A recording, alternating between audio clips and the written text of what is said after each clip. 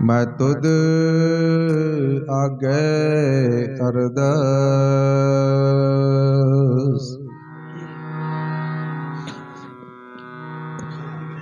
मैं होर थो नाई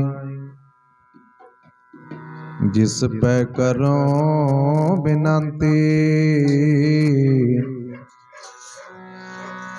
मेरा दुख सुख तुझ ही पर।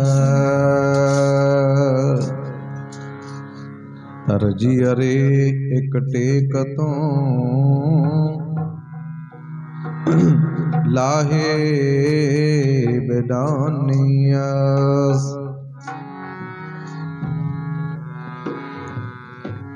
नानक नाम त्याइए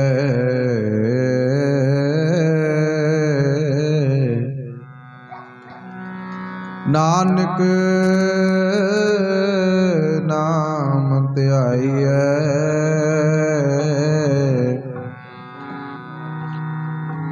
कारज अवरस। कारज अवरस।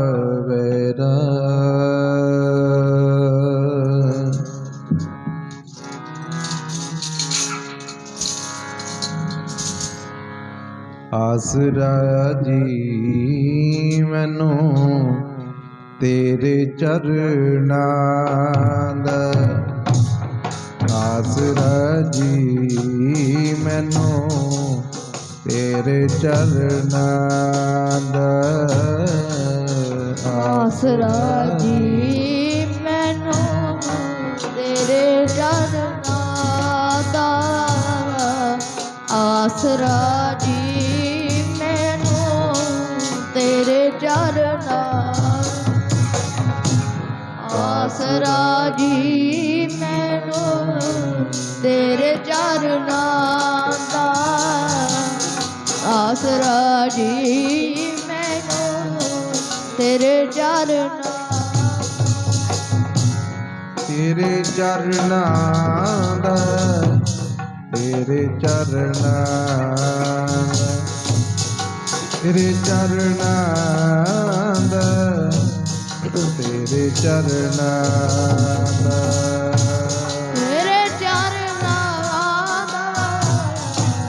तेरे चरनां दा।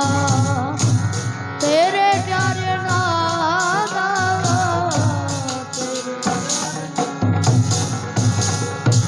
तेरे चरनां दा।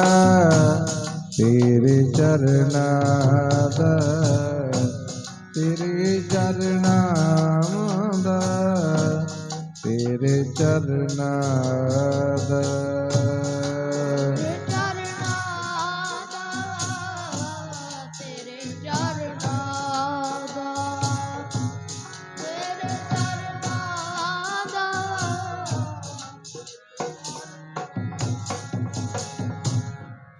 आसरा जी मैनू तेरे चरनां दा।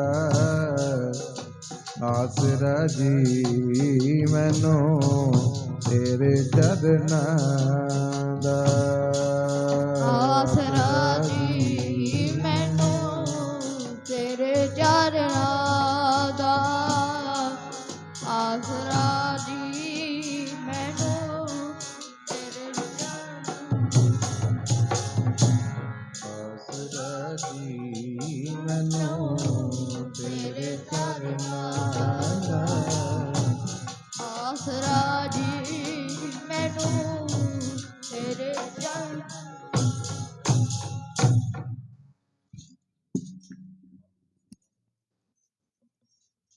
चित चरण कमल का आसरा। चित चरण कमल संग जोड़िए। मन लोचे बुराइयां गुर शबदी इहो मन होड़िए। बाहें जिन्हां दी पकड़िए सिर दीजै बाहें ना छोड़िए। तेग बहादुर बोलिया धर पईए धर्म ना छोड़िए। आओ साध संगत जी ਗੁਰੂ ਸਾਹਿਬ ਜੀ ਨੇ ਅਪਾਰ ਕਿਰਪਾ ਕੀਤੀ ਹੈ। ਅੱਜ ਦੂਸਰੇ ਦਿਨ ਦੇ ਦੀਵਾਨ ਦੀ ਹਾਜ਼ਰੀ ਭਰਨ ਦੇ ਲਈ ਆਪਾਂ ਸਾਰੇ ਸੱਚੇ ਪਾਤਸ਼ਾਹ ਦੇ ਪਵਿੱਤਰ ਚਰਨਾਂ ਦੇ ਵਿੱਚ ਹਾਜ਼ਰ ਹੋ ਰਹੇ ਹਾਂ। ਕੋਸ਼ਿਸ਼ ਕਰੀਏ ਵੀ ਸਾਡੀ ਭਰੀ ਹੋਈ ਹਾਜ਼ਰੀ ਮਹਾਰਾਜ ਸਾਹਿਬ ਦੇ ਚਰਨਾਂ 'ਚ ਪ੍ਰਵਾਨ ਹੋ ਜਾਏ। ਪ੍ਰਵਾਨ ਹਾਜ਼ਰੀ ਉਦੋਂ ਹੁੰਦੀ ਹੈ ਜਦੋਂ ਮਨ ਜੁੜ ਜਾਂਦਾ ਹੈ, ਜਦੋਂ ਮਨ ਕਰਕੇ ਪਰਮਾਤਮਾ ਦੇ ਚਰਨਾਂ 'ਚ ਹਾਜ਼ਰੀ ਭਰੀ ਜਾਏ। ਜਦੋਂ ਪਰਮਾਤਮਾ ਨੂੰ ਹਾਜ਼ਰ ਨਾਜ਼ਰ ਕੇ ਬੈਠੀਏ, ਹਾਜ਼ਰ ਨਾਜ਼ਰ ਸਮਝ ਕੇ ਬੈਠੀਏ, ਫਿਰ ਸੱਚੇ ਪਾਤਸ਼ਾਹ ਦੇ ਚਰਨਾਂ 'ਚ ਹਾਜ਼ਰੀ ਲੱਗਦੀ। ਜੇ ਮਨ ਇੱਧਰ ਉੱਧਰ ਭਟਕਦਾ ਰਿਹਾ ਤੇ ਸਾਧ ਸੰਗਤ ਭਟਕਦਾ ਹੋਇਆ ਮਨ ਹਾਜ਼ਰੀ ਤੋਂ ਸਾਨੂੰ ਅਵੇਸਲਾ ਕਰ ਦਿੰਦਾ ਹੈ। ਜਦੋਂ ਮਨ ਭਟਕਦਾ ਹੈ ਤੇ ਤਨ ਕਰਕੇ ਤੇ ਜ਼ਰੂਰ ਬੈਠੇ ਹੁੰਨੇ ਆ, ਮਨ ਕਰਕੇ ਹਾਜ਼ਰੀ ਲੱਗਣੀ। ਕਈ ਵਾਰੀ ਮਨ ਆਪ ਤੇ ਸਾਨੂੰ ਸੰਗਤ ਵਿੱਚ ਬਿਠਾ ਦਿੰਦਾ ਹੈ, ਆਪ ਇੱਧਰ ਉੱਧਰ ਭਟਕਦਾ ਰਹਿੰਦਾ ਹੈ। ਏਦਾਂ ਕਹਿੰਦੇ ਹਾਜ਼ਰੀ ਨਹੀਂ ਲੱਗਦੀ। ਹਾਜ਼ਰੀ ਉਦੋਂ ਲੱਗਦੀ ਹੈ ਮਨ ਵੀ ਇੱਥੇ ਹੋਵੇ, ਸਰੀਰ ਤਾਂ ਹੈ ਉਹ, ਸਰੀਰ ਕਰਕੇ ਤਾਂ ਆਪਾਂ ਬੈਠੇ ਆ ਸਾਰੇ। ਜੇ ਮਨ ਸਾਡਾ ਇੱਧਰ ਉੱਧਰ ਹੈ ਤੇ ਸਾਧ ਸੰਗਤ ਨੂੰ ਆਪਾਂ ਕੰਟਰੋਲ 'ਚ ਕਰਨ ਦਾ ਯਤਨ ਕਰੀਏ। ਦੁਨੀਆ ਦੇ ਮਾਲਕ ਸ੍ਰੀ ਗੁਰੂ ਗ੍ਰੰਥ ਸਾਹਿਬ ਮਹਾਰਾਜ ਦੇ ਚਰਨਾਂ ਵਿੱਚ ਬੈਠੇ ਆ। ਗੁਰੂ ਗ੍ਰੰਥ ਸਾਹਿਬ ਮਹਾਰਾਜ ਜੀ ਵਰਗਾ ਗੁਰੂ ਕਿਤੇ ਨਹੀਂ ਮਿਲਣਾ।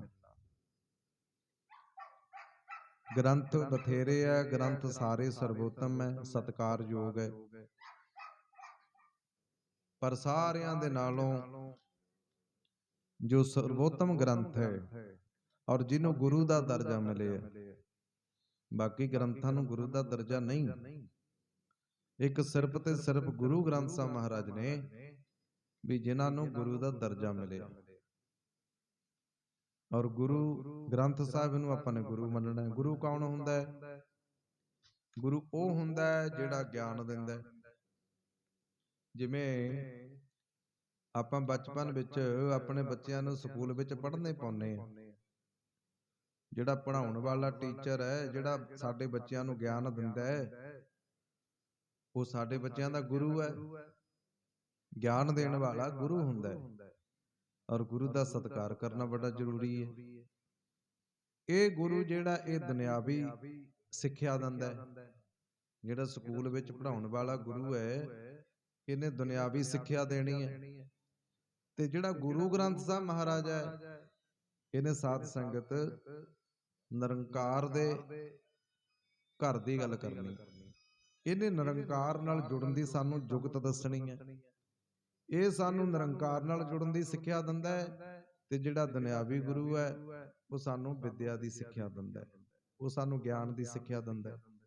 ਉਸ ਗੁਰੂ ਤੋਂ ਪੜ੍ਹ ਸੁਣ ਕੇ, ਉਸ ਗੁਰੂ ਤੋਂ ਸਿੱਖਿਆ ਲੈ ਕੇ ਫਿਰ ਆਪਾਂ ਗੁਰਬਾਣੀ ਪੜ੍ਹਦੇ ਹਾਂ। ਤਾਂ ਗੁਰਬਾਣੀ ਪੜ੍ਹਨ ਜੋਗਾ ਹੁੰਦਾ ਮਨੁੱਖ ਜਾਂ ਸਾਡਾ ਬੱਚਾ ਜਦੋਂ ਉਹ ਪਹਿਲੀ ਕਲਾਸ ਤੋਂ ਸਾਧ ਸੰਗਤ ਗੁਰਮੁਖੀ ਦੀ ਪੜ੍ਹਾਈ ਪੜ੍ਹਦਾ ਹੈ।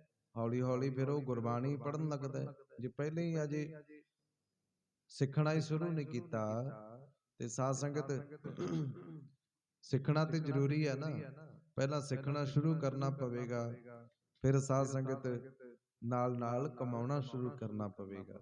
ਤਾਂ ਨਾਲ ਕਮਾਈ ਹੁੰਦੀ ਹੈ ਜੇ ਸਿੱਖਾਂਗੇ। ਮੋਟਰ ਮਕੈਨਿਕ, ਕੋਈ ਗੱਡੀ ਮਕੈਨਿਕ, ਉਹ ਏਦਾਂ ਥੋੜੀ ਬਣ ਜਾਂਦਾ ਹੈ। ਉਹ ਪਹਿਲਾਂ ਸਿੱਖਿਆ ਲੈਂਦਾ ਹੈ। ਸਿੱਖਿਆ ਲੈ ਕੇ ਫਿਰ ਸਾਧ ਸੰਗਤ ਪਹਿਲਾਂ ਉਸਤਾਦ ਧਾਰਨ ਕਰਦਾ। ਕਈ ਸਾਲ ਲੱਗ ਜਾਂਦੇ ਆ ਸਿੱਖਿਆ ਲੈਣ ਵਾਸਤੇ।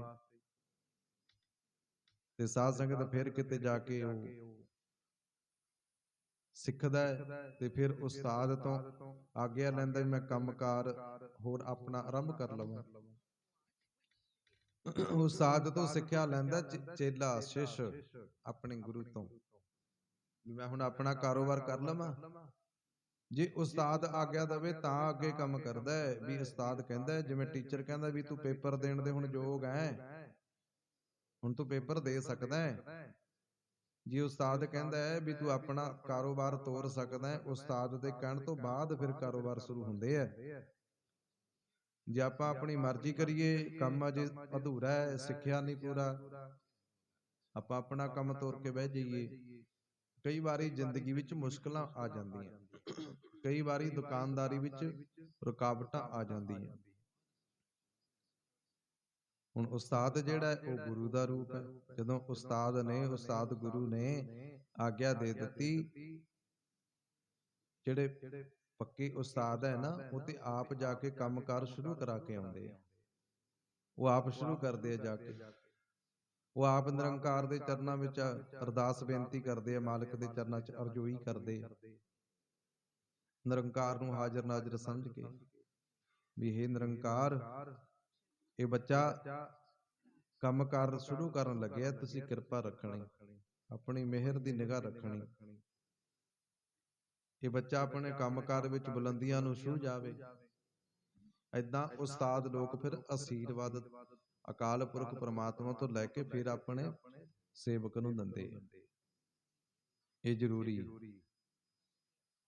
ਹੁਣ ਏਦਾਂ ਹੀ ਗੁਰੂ ਤੋਂ ਸਿੱਖਿਆ ਜਿਹੜੀ ਹੈ, ਗੁਰੂ ਤੋਂ ਸਿੱਖਿਆ ਲੈ ਕੇ ਨਿਰੰਕਾਰ ਦੇ ਘਰ ਪਹੁੰਚਣਾ। ਗੁਰੂ ਸਾਡਾ ਸਾਨੂੰ ਸਿੱਖਿਆ ਦਿੰਦਾ ਹੈ। ਗੁਰੂ ਜਿੱਧਰ ਨੂੰ ਤੋਰਦਾ ਹੈ, ਜੇ ਤਾਂ ਉਧਰ ਨੂੰ ਤੁਰਦੇ ਆ ਫਿਰ ਤੇ ਮੰਜ਼ਿਲ ਤੇ ਪਹੁੰਚ ਜਾਵਾਂਗੇ। ਜੇ ਗੁਰੂ ਸਾਡਾ ਹੋਰ ਪਾਸੇ ਨੂੰ ਤੋਰਦਾ ਹੈ, ਆਪਾਂ ਕਿਸੇ ਹੋਰ ਪਾਸੇ ਤੁਰੇ ਫਿਰਦੇ ਆ, ਫਿਰ ਨਹੀਂ ਨਾ ਪਹੁੰਚ ਸਕਦੇ। ਇਹ ਤੇ ਜਿੱਥੇ ਗੁਰੂ ਭੇਜਦਾ ਹੈ, ਜਹਾਂ ਜਾਈਏ ਤਹਾਂ ਸੁਹੇਲੇ, ਫਿਰ ਉੱਥੇ ਜਿੱਥੇ ਵੀ ਜਾਵਾਂਗੇ ਫਿਰ ਸੁਹੇਲਾ ਹੋ ਜਾਏਗਾ। ਉੱਥੇ ਫਿਰ ਉਹ ਸਮਾਂ, ਉਹ ਘੜੀ, ਉਹ ਰੁੱਤ ਸੁਹਾਵਣੀ ਹੋ ਜਾਏਗੀ। ਕਿਉਂ? ਕਿਉਂਕਿ ਵਿੱਚ ਗੁਰੂ ਦਾ ਆਸ਼ੀਰਵਾਦ ਹੈ, ਗੁਰੂ ਦਾ ਥਾਪੜਾ ਹੈ। ਗੁਰੂ ਤੋਂ ਲਿਆ ਹੋਇਆ ਥਾਪੜਾ ਜ਼ਿੰਦਗੀ ਵਿੱਚ ਕਦੇ ਮਨੁੱਖ ਮਾਰ ਨਹੀਂ ਖਾ ਸਕਦਾ। ਗੁਰਬਾਣੀ ਦੇ ਮੁਤਾਬਕ ਆਪਾਂ ਤੁਰ ਕੇ ਵੇਖ ਲਈਏ, ਹੈ ਤੇ ਕਠਿਨ ਮਾਰਗ, ਇਹ ਕਠਿਨ ਮਾਰਗ ਹੈ। ਇਸ ਮਾਰਗ ਤੇ ਤੁਰਨਾ ਬੜਾ ਔਖਾ ਹੈ, ਪਰ ਯਤਨ ਕਰਨਾ ਚਾਹੀਦਾ ਹੈ। ਕਿਹੜਾ ਕੰਮ ਹੈ ਜਿਹੜਾ ਮਨੁੱਖ ਨਹੀਂ ਕਰ ਸਕਦਾ? ਮਨੁੱਖ ਤੇ ਚੰਦਰਮਾ ਤੱਕ ਪਹੁੰਚਣ ਦੀ ਹਿੰਮਤ ਰੱਖਦਾ ਹੈ। ਮਨੁੱਖ ਨੇ ਤੇ ਵੱਡੇ ਵੱਡੇ ਜਹਾਜ਼ ਬਣਾ ਦਿੱਤੇ, ਉੱਡਣ ਖਟੋਲੇ ਬਣਾ ਦਿੱਤੇ, ਵੱਡੀਆਂ ਵੱਡੀਆਂ ਮਝਾਈਲਾਂ ਬਣਾ ਦਿੱਤੀਆਂ। ਆ ਵੇਖਿਆ ਨਾ ਹੁਣ ਰੂਸ ਸਾਧ ਸੰਗਤ ਕਿੰਨਾ ਯੂਕਰੇਨ ਤੇ ਕਈ ਦਿਨ ਹੋ ਗਏ ਹਮਲਾ ਕਰ ਰਹੇ ਆ। ਉਹਨੂੰ ਮਾਣ ਹੈ ਆਪਣੇ ਆਪ ਤੇ। ਸਾਰੀਆਂ ਕੰਟਰੀਆਂ ਵੱਲੋਂ ਰੂਸ ਨੂੰ ਜ਼ਿਆਦਾ ਤਾਕਤਵਰ ਮੰਨਿਆ ਗਿਆ, ਪਰ ਫਿਰ ਵੀ ਉਹ ਤੇ ਕਹਿੰਦਾ ਸੀ ਵੀ ਮੈਂ ਛੇਤੀਓ ਯੂਕਰੇਨ ਤੇ ਕਬਜ਼ਾ ਕਰ ਲਵਾਂਗਾ, ਪਰ ਕਰ ਨਹੀਂ ਨਾ ਸਕਿਆ ਜੀ। ਨੁਕਸਾਨ ਬਹੁਤ ਹੋ ਰਿਹਾ ਹੈ, ਜਾਨ ਮਾਲ ਦਾ ਨੁਕਸਾਨ, ਬਿਲਡਿੰਗਾਂ ਦਾ ਨੁਕਸਾਨ। ਆਪਣੇ ਵੀ ਇੰਡੀਆ ਤੋਂ ਕਿੰਨੇ ਸਾਧ ਸੰਗਤ ਬੱਚੇ ਉੱਥੇ ਪੜ੍ਹਾਈ ਕਰਨ ਵਾਸਤੇ ਗਏ ਹੋਏ ਹੈ, ਤੇ ਮੁਸ਼ਕਲ ਸਮਾਂ, ਪਰ ਕਹਿੰਦੇ ਕਿਸੇ ਗੱਲ ਦਾ ਹੰਕਾਰ ਵੀ ਨਹੀਂ ਕਰਨਾ ਚਾਹੀਦਾ। ਰੂਸ ਨੂੰ ਆਪਣੇ ਆਪ ਤੇ ਹੰਕਾਰ ਹੈ, ਪਰ ਨਿਰੰਕਾਰ ਦੇ ਘਰ ਦਾ ਕੋਈ ਪਤਾ ਨਹੀਂ, ਉਹ ਵੱਡਿਆਂ ਵੱਡਿਆਂ ਦੇ ਹੰਕਾਰ ਤੋੜ ਦਿੰਦਾ ਹੈ। ਕਦੇ ਮਾਣ ਨਹੀਂ ਕਰਨਾ ਚਾਹੀਦਾ। ਉਹਨੂੰ ਤੇ ਸੀ ਯੂਕਰੇਨ ਗੋਡੇ ਟੇਕ ਦੇਗਾ ਨਾ, ਉਹ ਕਹਿੰਦੇ ਅਸੀਂ ਮਰਨੀ ਮਰ ਜਾਵਾਂਗੇ, ਪਰ ਅਸੀਂ ਗੋਡੇ ਨਹੀਂ ਟੇਕਣੇ। ਅਸੀਂ ਕਿਉਂ ਨਿਮੀਏ? ਜਿਹੋ ਜਿਹਾ ਭਾਵੇਂ ਤਕੜੇ ਆ ਭਾਵੇਂ ਮਾੜੇ ਆ, ਲੜਾਂਗੇ ਜੋ ਮਰਜ਼ੀ ਹੋ ਜਾਏ। ਤੇ ਸਾਧ ਸੰਗਤ ਚੱਲ ਰਿਹਾ ਉਹ ਸਮਾਂ, ਜੰਗ ਚੱਲ ਰਹੀ। ਇਹ ਤੇ ਦੁਨਿਆਵੀ ਜੰਗ ਹੈ। ਇੱਕ ਵਿਕਾਰਾਂ ਦੀ ਜੰਗ ਹੁੰਦੀ ਹੈ, ਇੱਕ ਵਿਕਾਰਾਂ ਦੀ ਜੰਗ ਹੈ ਜਿਹੜੀ ਆਪਾਂ ਸਾਰੇ ਲੜ ਰਹੇ ਹਾਂ। ਵਿਕਾਰ ਸਾਨੂੰ ਚੰਗੇ ਪਾਸੇ ਵੱਲ ਜਾਣ ਨਹੀਂ ਦਿੰਦੇ, ਆਪਾਂ ਕਹਿੰਦੇ ਜਾਣਾ ਹੈ। ਵਿਕਾਰ ਆਪਣਾ ਜ਼ੋਰ ਪਾ ਰਹੇ, ਵਿਕਾਰ ਸਾਡੇ ਤੇ ਭਾਰੂ ਹੋਏ ਪਏ ਆ, ਮਾੜੇ ਕਰਮ। ਵਿਕਾਰ ਨੇ ਸਾਨੂੰ ਆਪਣੀ ਲਪੇਟ ਵਿੱਚ ਲਿਆ ਹੋਇਆ। ਹੁਣ ਵਿਕਾਰ ਕਦ ਕਹਿੰਦੇ ਨੇ ਵੀ ਤੂੰ ਚੰਗੇ ਪਾਸੇ ਵੱਲ ਜਾ। ਆਪਾਂ ਕੀ ਕਰਦੇ ਆ? ਸਾਨੂੰ ਗੁਰਬਾਣੀ ਕਹਿੰਦੀ ਹੈ ਵੀ ਇਹਨਾਂ ਨੂੰ ਵਿਕਾਰਾਂ ਨੂੰ ਧੋਣ ਵਾਸਤੇ, ਅੰਦਰਲੀ ਮਨ ਦੀ ਮੈਲ ਨੂੰ ਧੋਣ ਵਾਸਤੇ ਗੁਰਬਾਣੀ ਦਾ ਉਲਟਾ ਆਸਰਾ ਲੈਣਾ ਪੈਣਾ, ਗੁਰਬਾਣੀ ਦੀ ਸਿੱਖਿਆ ਲੈਣੀ ਪੈਣੀ। ਗੁਰੂ ਨਾਨਕ ਸਾਹਿਬ ਨੇ ਜਪਜੀ ਸਾਹਿਬ ਵਿੱਚ ਹੀ ਉਚਾਰਨ ਕਰ ਦਿੱਤਾ, ਇਹ ਭਰੀਏ ਮਤ ਪਾਪਾਂ ਕੇ ਸੰਗ, ਉਹ ਤੋਂ ਪੈ ਨਾਵੇ ਕੇ ਰੰਗ। ਇਹ ਮੱਤ ਜਿਹੜੀ ਹੈ ਸਾਡੀ ਪਾਪਾਂ ਦੇ ਨਾਲ ਭਰੀ ਹੋਈ ਹੈ, ਧੋਤੀ ਕਿਵੇਂ ਜਾਵੇਗੀ? ਪਰਮਾਤਮਾ ਦੇ ਨਾਮ ਰੂਪੀ ਰੰਗ ਨਾਲ, ਨਾਮ ਰੂਪੀ ਸਾਬਣ ਦੇ ਨਾਲ। ਦੇ ਸਾਬੂਨ ਲਈਏ ਉਹ ਧੋਏ, ਉਤਪਲੀਤੀ ਕੱਪੜ ਹੋਏ, ਦੇ ਸਾਬੂਨ ਲਈਏ ਉਹ ਧੋਏ। ਉਹ ਕਿਹੜੀ ਸਾਬਣ ਹੈ ਭਾਈ? ਉਹ ਨਾਮ ਰੂਪੀ ਸਾਬਣ। ਨਾਮ ਰੂਪੀ ਸਾਬਣ ਦੇ ਨਾਲ ਸਾਡਾ ਹਿਰਦਾ ਸਾਫ਼ ਹੋਣਾ ਹੈ। ਨਾਮ ਰੂਪੀ ਸਾਬਣ ਜਿੰਨਾ ਚਿਰ ਸਾਨੂੰ ਪ੍ਰਾਪਤ ਨਾ ਹੋਈ, ਉਹਨਾਂ ਚਿਰ ਮਨ ਤੋਂ ਵਿਕਾਰਾਂ ਦੀ ਮੈਲ ਨੇ ਉਤਰਨਾ ਨਹੀਂ। ਜਿਵੇਂ ਖੰਨਲੀ ਦੀ ਨਹੀਂ ਉਦਾਹਰਨ ਦਿੱਤੀ ਗੁਰੂ ਸਾਹਿਬ ਨੇ। ਖੰਨਲੀ ਇੱਕ ਕੱਪੜਾ ਹੈ, ਕੱਪੜੇ ਦੀ ਬਣਾਈ ਹੋਈ ਹੈ ਖੰਨਲੀ। ਉਹ ਕੀ ਹੈ? ਜਦੋਂ ਆਪਾਂ ਸਰੋਂ ਦੇ ਤੇਲ ਦੀ ਕਹਾਣੀ ਕਢਾਉਣ ਜਾਂਦੇ ਆ, ਕੋਲੂ ਵਿੱਚੋਂ ਕਹਾਣੀ ਕੱਢੀ ਜਾਂਦੀ, ਇੱਕ ਪਾਸੇ ਸਰੋਂ ਪਾਈ ਜਾਂਦੀ ਹੈ ਤੇ ਦੂਸਰੇ ਪਾਸੇ ਕੋਲੂ ਜਿਹੜਾ ਪੀੜ ਕੇ ਉਹਨੂੰ, ਉਹਦੇ ਵਿੱਚੋਂ ਜੋ ਤੇਲ ਨਿਕਲਦਾ ਹੈ ਉਹ ਵੱਖਰਾ ਭਾਂਡਾ ਲਾਇਆ ਜਾਂਦਾ ਹੈ। ਇੱਕ ਪਾਸੇ ਖਲ ਬਣੀ ਜਾਂਦੀ ਹੈ ਤੇ ਦੂਸਰੇ ਪਾਸੇ ਤੇਲ ਆਈ ਜਾਂਦਾ ਹੈ। ਹੁਣ ਜਿਹੜੀ ਖਲ ਹੈ ਉਹ ਵੱਖਰੀ ਰੱਖੀ ਜਾਂਦੀ ਹੈ ਤੇ ਤੇਲ ਵਾਸਤੇ ਵੱਖਰਾ ਭਾਂਡਾ ਲਾਇਆ ਜਾਂਦਾ ਹੈ। ਜਿਸ ਭਾਂਡੇ ਵਿੱਚ ਤੇਲ ਨੇ ਆ ਕੇ ਡਿੱਗਣਾ ਹੈ, ਉਸ ਭਾਂਡੇ ਦੇ ਉੱਪਰ ਇੱਕ ਕੱਪੜਾ ਰੱਖਿਆ ਜਾਂਦਾ ਹੈ। ਉਹ ਕੱਪੜੇ ਨੂੰ ਕਹਿੰਦੇ ਆ ਖੰਨਲੀ। ਮਹਾਰਾਜ ਕਹਿੰਦੇ ਖੰਨਲੀ ਧੋਤੀ ਉਜਲੀ ਨਾ ਹੋਵੇ। ਕਹਿੰਦੇ ਜਿਹੜੀ ਖੰਨਲੀ ਹੈ ਨਾ, ਜਿਹਨੂੰ ਤੇਲ ਲੱਗਿਆ ਹੋਇਆ, ਜਿਹਦੇ ਉੱਪਰ ਆ ਕੇ ਤੇਲ ਡਿੱਗਦਾ ਹੈ, ਭਾਵੇਂ ਕਹਿੰਦੇ ਉਹਨੂੰ 100 ਵਾਰ ਧੋ ਲਓ, ਉਹ ਖੰਨਲੀ ਜਿਹੜੀ ਹੈ ਵੀ ਉਜਲੀ ਨਹੀਂ ਹੋ ਸਕਦੀ, ਭਾਵ ਵੀ ਸਾਫ਼ ਨਹੀਂ ਹੋ ਸਕਦੀ। ਏਦਾਂ ਹੀ ਇਹ ਸਾਡਾ ਮਨ ਹੈ। ਜਿੰਨਾ ਚਿਰ ਵਿਕਾਰਾਂ ਦਾ ਪ੍ਰਭਾਵ ਰਹੇਗਾ, ਉਹਨਾਂ ਚਿਰ ਮਨ ਸਾਫ਼ ਨਹੀਂ ਹੁੰਦਾ। ਧਨ ਤਾਂ ਆਪਾਂ ਸਾਰੀ ਧੋਨੇ ਆ ਨਾ, ਰੋਜ਼ ਇਸ਼ਨਾਨ ਤੇ ਸਾਰੀ ਕਰਦੇ ਆ। ਮਹਿੰਗੀਆਂ ਮਹਿੰਗੀਆਂ ਸਾਬਣਾਂ ਲਾਉਨੇ ਆਪਾਂ, ਮਹਿੰਗੇ ਮਹਿੰਗੇ ਪਰਫਿਊਮ ਵਰਤਦੇ ਆ, ਮਹਿੰਗੇ ਮਹਿੰਗੇ ਪਾਊਡਰ ਵਰਤੇ ਜਾਂਦੇ ਆ, ਮਹਿੰਗੇ ਮਹਿੰਗੇ ਆਪਾਂ ਵਸਤਰ ਪਹਿਨਦੇ ਆ ਆਪਣੇ ਸਰੀਰ ਤੇ, ਸਰੀਰ ਦੀ ਸਜਾਵਟ ਵਾਸਤੇ। ਹਰ ਇੱਕ ਆਪਣੇ ਸਰੀਰ ਦੀ ਸਜਾਵਟ ਕਰਦਾ ਹੈ। ਕਿਸੇ ਫੰਕਸ਼ਨ ਤੇ ਜਾਣਾ ਹੈ, ਉੱਥੇ ਵੀ ਆਪਾਂ ਕਹਿੰਦੇ ਆ ਵੀ ਅਸੀਂ ਤਿਆਰ ਹੋ ਕੇ ਜਾਈਏ, ਫੰਕਸ਼ਨ ਤੇ ਚੱਲੇ ਆ। ਦੂਜਾ ਵੇਖਣ ਵਾਲਾ ਜਿਹੜਾ, ਉਹਨੂੰ ਵੇਖ ਕੇ ਪਤਾ ਲੱਗ ਜਾਂਦਾ ਵੀ ਇਹ ਕਿਸੇ ਫੰਕਸ਼ਨ ਤੇ ਚੱਲੇ ਆ। ਹੁਣ ਜੇ ਐਵੇਂ ਘਰੋਂ ਤੁਰ ਪਾਂਗੇ, ਫਿਰ ਅਗਲਾ ਕਹਿੰਦਾ ਵੀ ਇਹ ਖੇਤ ਨੂੰ ਚੱਲਿਆ ਹੋਣਾ, ਵੀ ਆਪਣੇ ਖੇਤ ਜਾ ਰਹੇ ਆ। ਤੇ ਸਾਧ ਸੰਗਤ ਜਿਹੜਾ ਤਿਆਰ ਵਿਆਰ ਹੋ ਕੇ ਜਾਂਦਾ ਹੈ, ਅਗਲਾ ਆਪੀ ਸਮਝ ਜਾਂਦਾ ਵੀ ਗੱਡੀ 'ਚ ਚੱਲਿਆ, ਟੌਰ ਕੱਢੀ ਹੋਈ ਹੈ, ਕਿਸੇ ਫੰਕਸ਼ਨ ਤੇ ਚੱਲਿਆ, ਤੇ ਪੁੱਛਣ ਦੀ ਲੋੜ ਹੀ ਨਹੀਂ। ਗੁਰੂ ਸਾਹਿਬ ਕਹਿੰਦੇ ਆ, ਆ ਸਰੀਰ ਨੂੰ ਆਪਾਂ ਮਲ ਮਲ ਕੇ ਧੋਨੇ, ਸਰੀਰ ਨੂੰ ਬੜਾ ਸ਼ਿੰਗਾਰਦੇ ਆ, ਪਰ ਕਹਿੰਦੇ ਤਨ ਧੋਤੇ ਮਨ ਹੱਛਾ ਨਾ ਹੋਏ। ਜੇ ਮਨ ਵਿਕਾਰੀ ਹੈ, ਫਿਰ ਇਹ ਤਨ ਧੋਣ ਦੇ ਨਾਲ ਮਨ ਨੇ ਹੱਛਾ ਨਹੀਂ ਹੋਣਾ।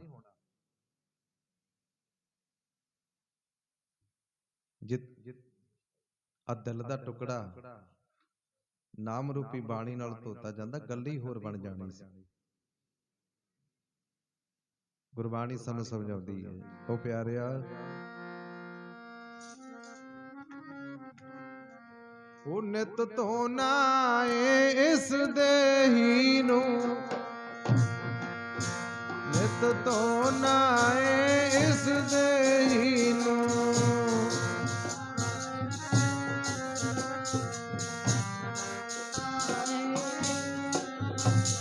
ਨਿਤ ਧੋਣਾ ਏ ਇਸ ਦੇਹੀ ਨੂੰ,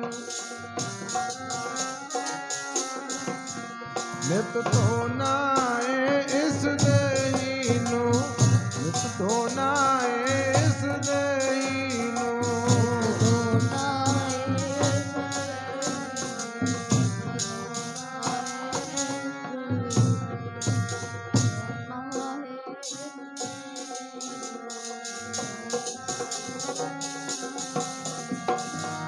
ਤੋ ਟੁਕੜਾ ਦਿਲ ਦਾ,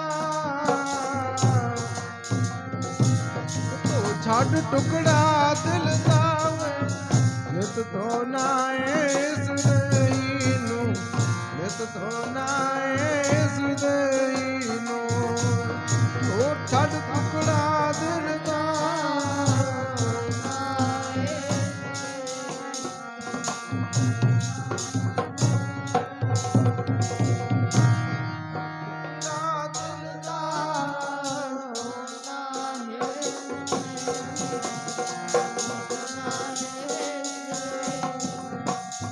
ਦੇਹੀ ਤੋਤਿਆਂ ਕੁਝ ਨਹੀਂ ਮਿਲਣਾ, ਦੇਹੀ ਤੋਤਿਆਂ ਕੁਝ ਨਹੀਂ ਮਿਲਣਾ। ਕੁਝ ਨਹੀਂ ਮਿਲਣਾ, ਮੇਰੀ ਤੋਤਿਆ ਕੁਝ ਨਹੀਂ ਮਿਲਣਾ, ਕੁਝ ਨਹੀਂ ਮਿਲਣਾ।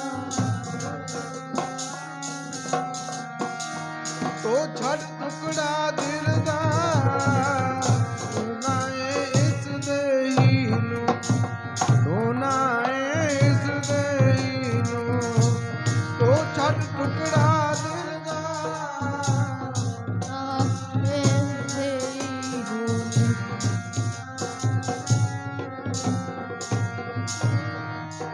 ਟੁਕੜਾ ਦਿਲ ਦਾ।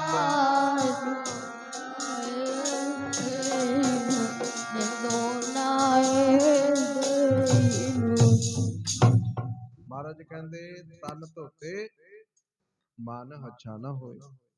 ਤਨ ਨੂੰ ਧੋਣ ਨਾਲ ਇਹ ਮਨ ਤੇਰਾ ਹੱਛਾ ਨਹੀਂ ਹੋਣਾ। ਆ ਦਿਲ ਦੇ ਟੁਕੜੇ ਨੂੰ ਧੋ ਲੈ ਤੇ ਨਿਰੰਕਾਰ ਦੀ ਖੁਸ਼ੀ ਮਿਲ ਜਾਏਗੀ। ਜਿਉਂ-ਜਿਉਂ ਗੁਰਬਾਣੀ ਦੁਆਰਾ ਚੱਲਾਂਗੇ ਤਿਉਂ-ਤਿਉਂ ਸਾਡਾ ਆ ਜ਼ਿੰਦਗੀ ਦਾ ਸਫ਼ਰ ਜਿਹੜਾ ਹੈ ਇਹ ਸਫਲ ਹੁੰਦਾ ਜਾਏਗਾ। ਜਿਉਂ-ਜਿਉਂ ਮਨੁੱਖ ਗੁਰਬਾਣੀ ਦੁਆਰਾ ਆਪਣੇ ਜੀਵਨ ਨੂੰ ਢਾਲਦਾ ਹੈ, ਇਹਦਾ ਜੀਵਨ ਸੋਨੇ ਪੇ ਸੁਹਾਗਾ ਬਣਦਾ ਜਾਂਦਾ ਹੈ। ਜਦੋਂ ਗੁਰਬਾਣੀ ਤੋਂ ਟੁੱਟ ਜਾਂਦਾ ਹੈ, ਜਿਵੇਂ ਜਿਹੜਾ ਰਾਹੀ ਆਪਣੇ ਰਾਹ ਜਾ ਰਿਹਾ ਹੈ, ਉਹਨੇ ਇੱਕ ਦਿਨ ਮੰਜ਼ਿਲ ਤੇ ਪਹੁੰਚ ਜਾਣਾ। ਜਿਹੜਾ ਆਪਣੇ ਰਸਤੇ ਤੋਂ ਭਟਕ ਗਿਆ ਉਹ ਮੰਜ਼ਿਲ ਤੇ ਨਹੀਂ ਪਹੁੰਚ ਸਕਦਾ। ਏਦਾਂ ਹੀ ਜ਼ਿੰਦਗੀ ਦੀ ਮੰਜ਼ਿਲ ਹੈ। ਆ ਜ਼ਿੰਦਗੀ ਦੀ ਮੰਜ਼ਿਲ ਏਦਾਂ ਹੀ ਹੈ, ਜਿੱਤੇ ਸਿੱਧੇ ਤੁਰੇ ਜਾਵਾਂਗੇ, ਇੱਕ ਦਿਨ ਮੰਜ਼ਿਲ ਤੇ ਪਹੁੰਚ ਜਾਵਾਂਗੇ।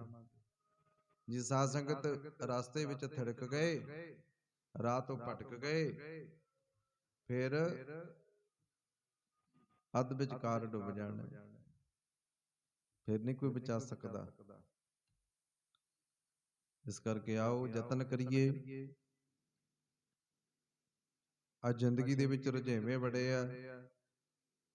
ਰੁਝੇਵਿਆਂ ਦੇ ਵਿੱਚੋਂ ਜਿਵੇਂ ਆਪਾਂ ਰਾਤ ਵੀ ਸਰਵਣ ਕੀਤਾ ਸੀ, ਵੀ ਗੁਰੂ ਨਾਨਕ ਸਾਹਿਬ ਨਹੀਂ ਕਹਿੰਦੇ, ਗੁਰੂ ਗ੍ਰੰਥ ਸਾਹਿਬ ਮਹਾਰਾਜ ਇਹ ਗੱਲ ਨਹੀਂ ਕਹਿੰਦੇ ਵੀ ਤੂੰ ਘਰ-ਬਾਰ ਛੱਡ ਕੇ ਜੰਗਲ ਬੀਆਬਾਨਾਂ ਵਿੱਚ ਬਹਿ ਜਾਣਾ।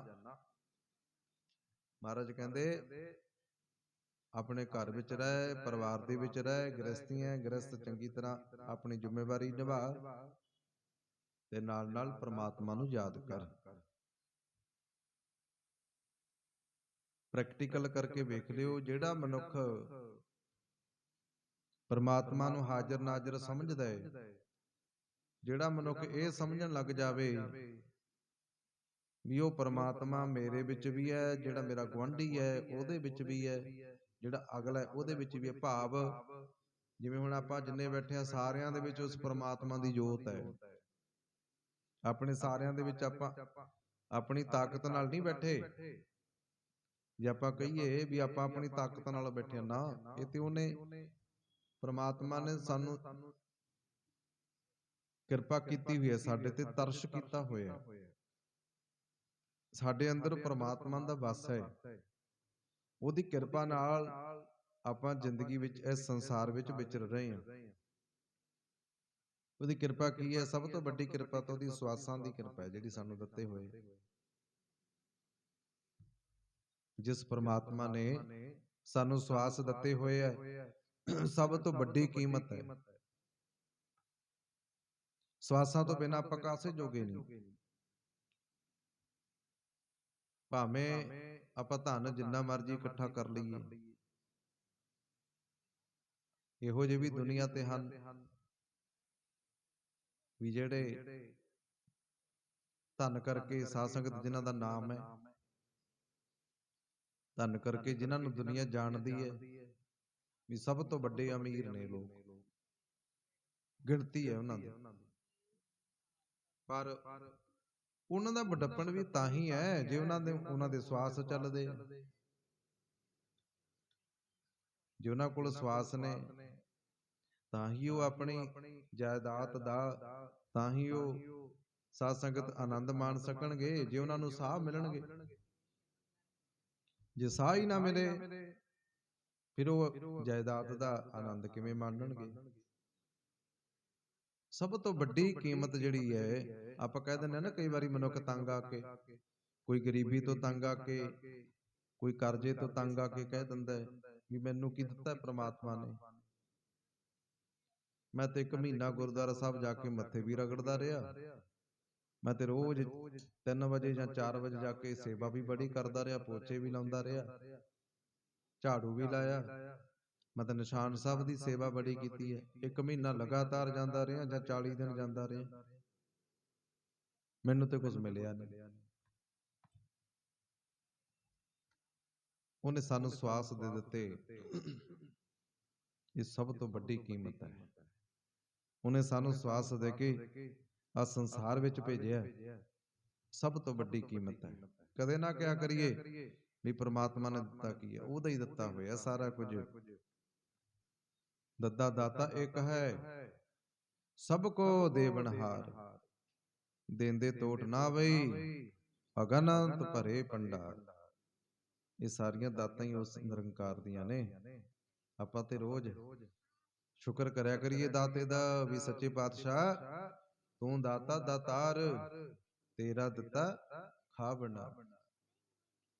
ਦਾਤਾਂ ਦੇਣ ਵਾਲਾ ਉਹ ਦਾਤਾ ਹੈ, ਪਰ ਸਾਨੂੰ ਭੁੱਲਿਆ ਹੋਇਆ। ਭੁੱਲਣਾ ਨਹੀਂ ਚਾਹੀਦਾ, ਉਹਨੂੰ ਹਮੇਸ਼ਾ ਯਾਦ ਰੱਖੀਏ।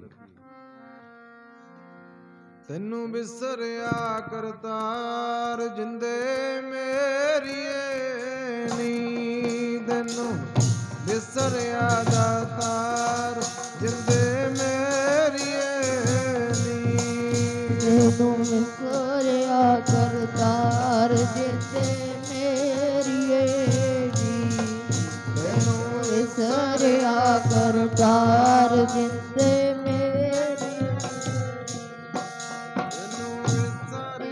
ਕਰਤਾਰ ਜਿੰਦੇ ਮੇਰੀਏ, ਤੈਨੂੰ ਵਿਸਰਿਆ ਕਰਤਾਰ ਜਿੰਦੇ ਮੇਰੀਏ ਨੀ, ਤੈਨੂੰ ਵਿਸਰਿਆ ਕਰਤਾਰ ਜਿੰਦੇ ਮੇਰੀਏ ਨੀ, ਤੈਨੂੰ ਵਿਸਰਿਆ ਕਰਤਾਰ ਜਿੰਦੇ ਮੇਰੀਏ ਨੀ, ਤੈਨੂੰ ਵਿਸਰਿਆ ਕਰਤਾਰ ਜਿੰਦੇ ਮੇਰੀਏ ਨੀ, ਤੈਨੂੰ ਵਿਸਰਿਆ ਕਰਤਾਰ ਜਿੰਦੇ ਮੇਰੀਏ ਨੀ, ਤੈਨੂੰ ਵਿਸਰਿਆ ਕਰਤਾਰ ਜਿੰਦੇ ਮੇਰੀਏ,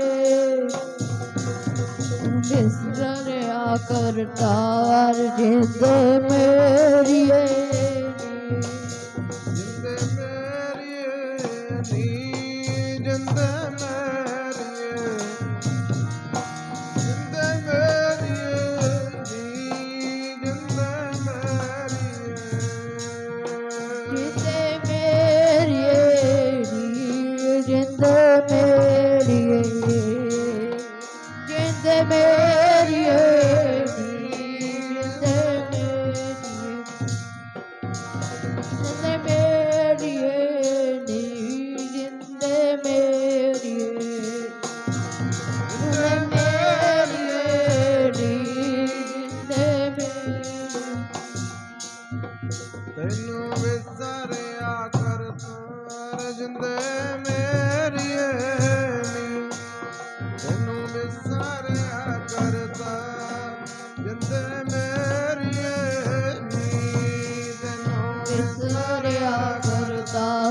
ਜਿੰਦੇ ਮੇਰੀਏ ਤੈਨੂੰ ਵਿਸਰਿਆ ਕਰਤਾਰ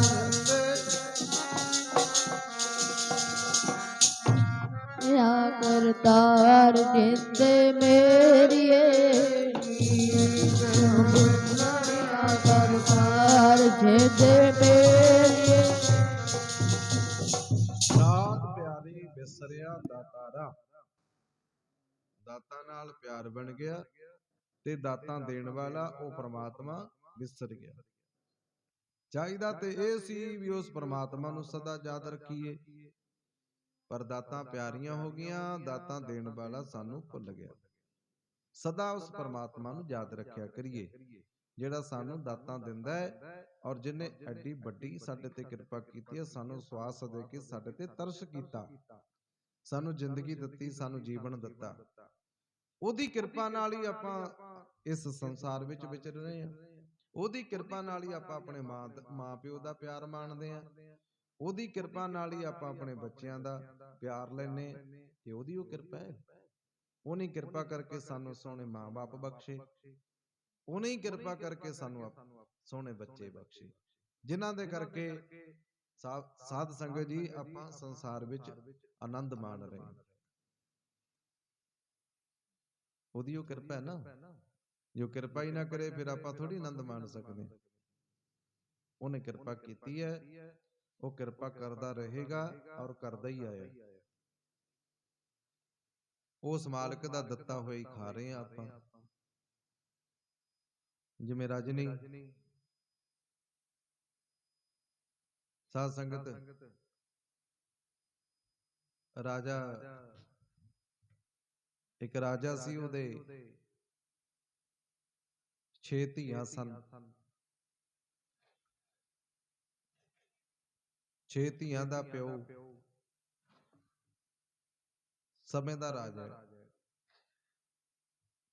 ਉਹ ਜਿਵੇਂ ਵੀ ਆਪਣੇ ਬੱਚਿਆਂ ਨੂੰ, ਆਪਣੇ ਪਰਿਵਾਰ ਨੂੰ ਕਹਿੰਦਾ ਹੈ, ਬੱਚੇ ਉਦਾਂ ਹੀ ਮੰਨਦੇ। ਜੋ ਆਪਣੀਆਂ ਬੱਚਿਆਂ ਨੂੰ ਪੁੱਛਦਾ ਹੈ, ਬੱਚਿਓ ਧੀਓ ਤੁਸੀਂ ਕਿਹਦਾ ਦਿੱਤਾ ਖਾਂਦੇ ਹੋ, ਉਹ ਕਹਿ ਦਿੰਦੀਆਂ ਨੇ ਪਿਤਾ ਜੀ ਅਸੀਂ ਤੁਹਾਡਾ ਦਿੱਤਾ ਖਾਂਦੇ, ਤੁਹਾਡਾ ਦਿੱਤਾ ਖਾਂਦੀ ਆ। ਉਹ ਖੁਸ਼ ਹੋ ਜਾਂਦਾ।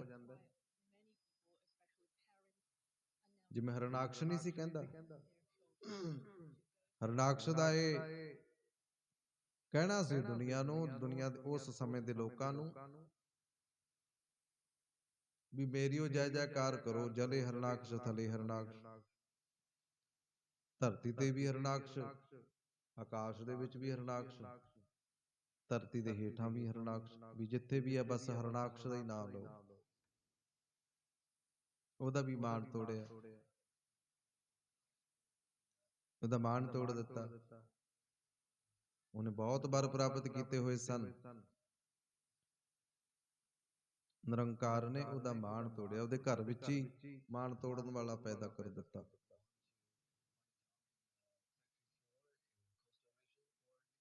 ਇਸ ਸੇਠ ਨੂੰ ਵੀ ਬੜਾ ਹੰਕਾਰ ਸੀ ਆਪਣੇ ਆਪ ਤੇ। ਇਹ ਬੜਾ ਹੰਕਾਰ ਕਰਦਾ ਹੈ, ਹੰਕਾਰ ਦੇ ਵਿੱਚ ਹੀ ਪੁੱਛਦਾ ਹੈ ਕਿ ਤੁਸੀਂ ਕਿਹਦਾ ਦਿੱਤਾ ਖਾਂਦੇ ਹੋ। ਸਾਰੀਆਂ ਬੋਲੀਆਂ, ਬੱਚੀਆਂ ਬੋਲੀਆਂ ਪਿਤਾ ਜੀ ਅਸੀਂ ਤੁਹਾਡਾ ਦਿੱਤਾ ਖਾਂਦੇ ਹਾਂ, ਹੋਰ ਕਿਹਦਾ ਦਿੱਤਾ ਖਾਣਾ ਹੈ।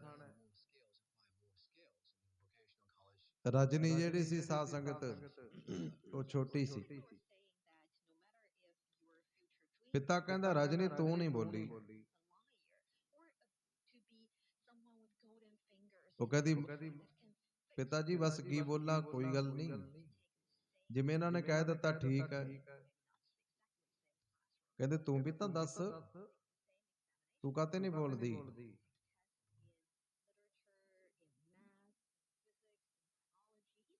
ਤੂੰ ਕਿਉਂ ਨਹੀਂ ਬੋਲਦੀ। ਉਹ ਕਹਿੰਦੀ ਪਿਤਾ ਜੀ ਜੇ ਨਾ ਬੁਲਾਵੋ ਤਾਂ ਠੀਕ ਹੈ, ਜੇ ਮੈਂ ਬੋਲ ਪਈ ਫਿਰ ਤੁਸੀਂ ਨੇ ਗੁੱਸੇ ਹੋ ਜਾਣਾ। ਹੁਣ ਉਸ ਸੇਠ ਨੇ ਸਮਝਿਆ ਵੀ ਕੋਈ ਨਾ ਕੋਈ ਗੱਲ ਤਾਂ ਹੈ। ਪੁੱਛਦਾ ਹੈ, ਹੁਣ ਸਮੇਂ ਦਾ ਰਾਜਾ ਮਾਨ ਵੀ ਹੈ ਵੀ ਮੈਂ ਰਾਜਾ ਹੋਵਾਂ ਔਰ ਮੇਰੇ ਹੀ ਬੱਚੇ ਮੈਨੂੰ ਮੇਰੀ ਗੱਲ ਦਾ ਜਵਾਬ ਨਾ ਦੇਣ। ਕਹਿੰਦਾ ਨਹੀਂ ਨਹੀਂ ਧੀਏ, ਦੱਸ ਤੂੰ ਕੀ ਗੱਲ ਹੈ। ਉਹਨੇ ਫਿਰ ਕਹਿਣਾ ਕੀਤਾ, ਕਹਿੰਦੀ ਪਿਤਾ ਜੀ ਤੁਸੀਂ ਕਿਸੇ ਗੱਲ ਦਾ ਮਾਣ ਨਾ ਕਰੋ, ਰਾਜ ਭਾਗ ਦਾ ਹੰਕਾਰ ਨਾ ਕਰੋ। ਇਹਨਾਂ ਨੇ ਤੁਹਾਨੂੰ ਕਹਿ ਦਿੱਤਾ, ਇਹਨਾਂ ਨੂੰ ਸੂਝ ਨਹੀਂ, ਇਹਨਾਂ ਨੂੰ ਸੋਝੀ ਨਹੀਂ, ਪਰ ਮੈਨੂੰ ਮਾਲਕ ਨੇ ਕਿਰਪਾ ਕਰਕੇ ਸੋਝੀ ਦਿੱਤੀ ਹੈ। ਇਹਨਾਂ ਨੇ ਤੇ ਨਾ ਸਮਝੀ ਕਾਰਨ ਜਵਾਬ ਦੇ ਦਿੱਤਾ ਵੀ ਅਸੀਂ ਤੁਹਾਡਾ ਦਿੱਤਾ ਖਾਨੀ ਆ, ਤੁਹਾਡੇ ਕੁਐਸਚਨ ਦਾ ਜਵਾਬ ਦੇ ਦਿੱਤਾ। ਹੁਣ ਤੁਸੀਂ ਮੇਰੇ ਤੋਂ ਪੁੱਛਣਾ ਚਾਹੁੰਦੇ ਹੋ, ਸੁਣੋ ਫਿਰ ਮੇਰਾ ਜਵਾਬ। ਰਜਨੀ ਕਹਿੰਦੀ ਪਿਤਾ ਜੀਓ, ਜਿਹੜਾ ਸਾਰੀ ਦੁਨੀਆ ਨੂੰ ਪਾਲਦਾ, ਮੈਂ ਉਹਦਾ ਦਿੱਤਾ ਖਾਵਾਂ ਬਾਬਲਾ। ਸਾਰੀ ਦੁਨੀਆ ਨੂੰ ਜਿਹੜਾ ਪਾਲਦਾ, ਉਹਦਾ ਦਿੱਤਾ ਖਾਵਾਂ ਬਾਬਲਾ। ਜਿਹੜਾ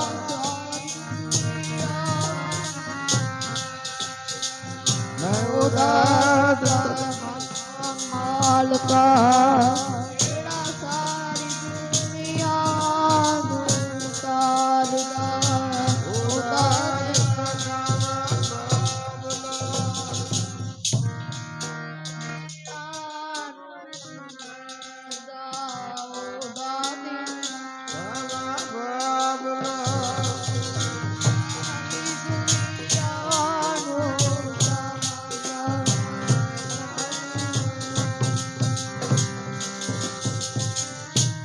ਸਾਰੀ ਦੁਨੀਆ ਨੂੰ ਪਾਲਦਾ, ਜਿਹੜਾ ਸਾਰੀ ਦੁਨੀਆ ਨੂੰ ਪਾਲਦਾ, ਜਿਹੜਾ ਸਾਰੀ ਦੁਨੀਆ ਨੂੰ ਤਾਰਦਾ, ਜਿਹੜਾ ਸਾਰੀ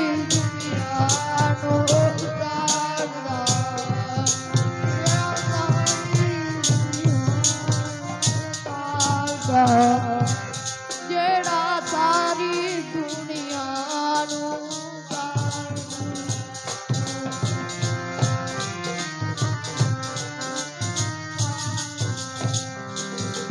ਜਿਹੜਾ ਸਾਰੀ ਦੁਨੀਆ ਨੂੰ ਹੈ ਪਾਲਦਾ, ਉਹਦਾ ਦਿੱਤਾ ਖਾਵਾਂ ਬਾਬਲਾ। ਸਾਰੀ ਦੁਨੀਆ ਨੂੰ ਪਾਲਦਾ, ਉਹਦਾ ਦਿੱਤਾ ਖਾਵਾਂ ਬਾਬਲਾ। ਜਿਹੜਾ ਸਾਰੀ ਦੁਨੀਆ ਨੂੰ ਤਾਰਦਾ, ਉਹਦਾ ਖਾਵਾਂ ਮਾਲਕਾ, ਜਿਹੜਾ ਸਾਰੀ ਤਾਰਦਾ, ਮੈਂ ਉਹਦਾ ਖਾਵਾਂ ਦੁਨੀਆ ਨੂੰ ਤਾਰਦਾ, ਉਹਦਾ ਦਿੱਤਾ ਖਾਵਾਂ ਮਾਲਕਾ।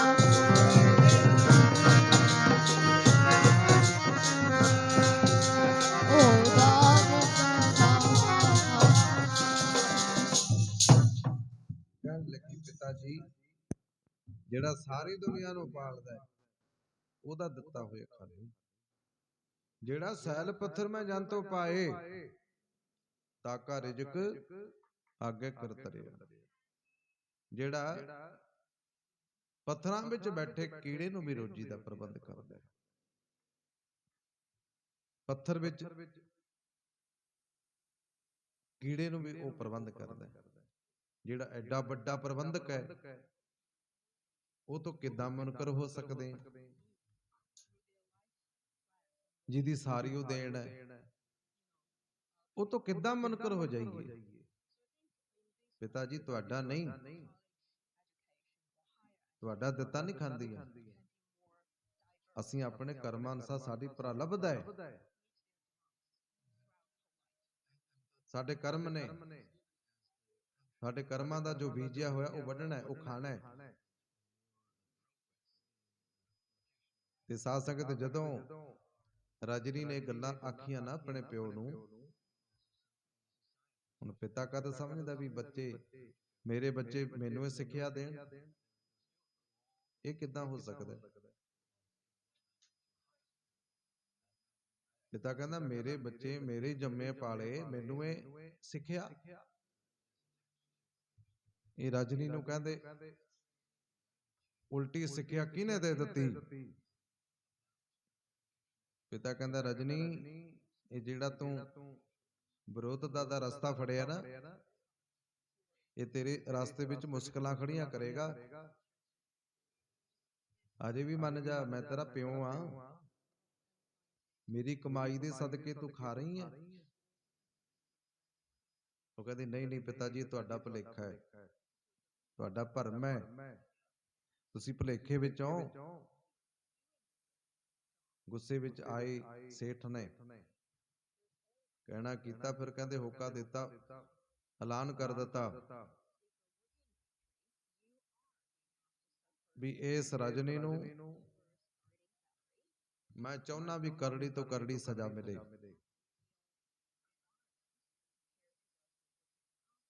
ਪਿਓ ਨੇ ਆਪਣੀ ਧੀ ਵਾਸਤੇ ਕਹਿੰਦੇ ਕਹਿਣਾ ਕੀਤਾ, ਹੋਕਾ ਦੇ ਦਿੱਤਾ ਵੀ ਜਿਹੜਾ ਵੀ ਕੋਈ ਤੁਹਾਨੂੰ ਨਖਿੱਧ ਤੋਂ ਨਖਿੱਧ ਲੱਗਦਾ ਹੈ, ਜਿਹੜਾ ਵੀ ਕੋਈ ਤੁਹਾਨੂੰ ਲੱਗਦਾ ਹੈ ਵੀ ਕੁਝ ਵੀ ਨਹੀਂ ਕਰ ਸਕਦਾ, ਇਹੋ ਜਿਹਾ ਕੋਈ ਰਜਨੀ ਵਾਸਤੇ ਵਰ ਲੱਭੋ। ਹੁਣ ਵਰ ਲੱਭਣ ਸ਼ੁਰੂ ਹੋ ਗਿਆ। ਵਰ ਕਿਹੋ ਜਿਹਾ ਲੱਭਿਆ? ਇੱਕ ਕੋਹੜੀ ਜਿਹੜਾ ਨਾ